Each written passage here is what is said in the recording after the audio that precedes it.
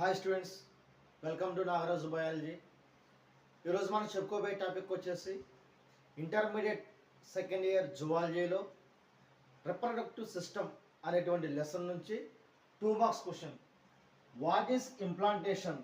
Implantation అంటే ఏమిటి with references to embryo. Answer వచ్చేసి attachment of blastocyst into endometrium of uterus. Blastocyst అనేది uterus యొక్క ఎండోమెట్రియంకి అటాచ్ అవుతుంది.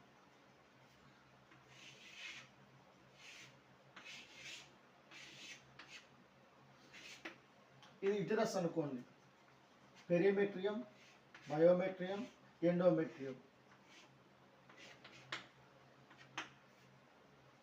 ఎండోమెట్రియంకి బ్లాస్టోసిస్. బ్లాస్టోసిస్ అంటే ఓవం అలాగే స్పెర్మ్ రెండు కలిసిపోయిన తర్వాత 6th డే 6వ రోజు తర్వాత ఇక్కడికి వచ్చి యుటెరస్ లోపలికి వచ్చి యుటెరస్కు ఉన్నటువంటి ఎండోమెట్రియంకి ఈ బ్లాస్టోసిస్ట్ రెండు కలిసిపోయినటువంటి బ్లాస్టోసిస్ట్ అనేది దీనికి వచ్చి ఎండోమెట్రియంకి అటాచ్ అవుతుంది. ఇలాగ అటాచ్ అవటాన్ని ఇంప్లాంటేషన్ అంటారు. Endometrium of uterus. యుటెరస్ అంటే గర్భసంచికి అటాచ్మెంట్ అవ్వటం, దాన్ని ఇంప్లాంటేషన్ అంటారు. ఇన్ హ్యూమన్స్ లోపల implantation begin on the 6th day of fertilization. Ovum sperm కలిస్తే దాన్ని ఫర్టిలైజేషన్ అంటారు. ఈ ఫర్టిలైజేషన్ జరిగిన తర్వాత 6వ రోజు ఇంప్లాంటేషన్ అనేది స్టార్ట్ అవుతుంది.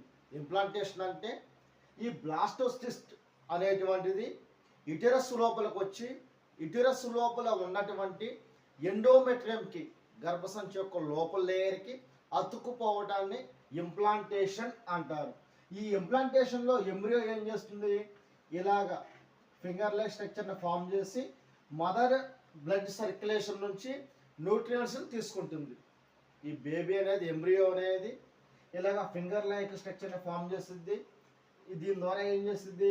మదర్ యొక్క బ్లడ్ సర్క్యులేషన్తో కనెక్షన్ ఏర్పరచుకొని మదర్ తీసుకున్నటువంటి ఫుడ్ లోపల ఉన్నటువంటి అన్నింటిని కూడా న్యూట్రియంట్స్ మొత్తాన్ని కూడా బేబీ తీసుకుంటుంది.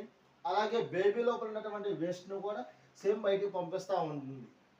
ఇది ఇక్కడ జరిగేటువంటిది.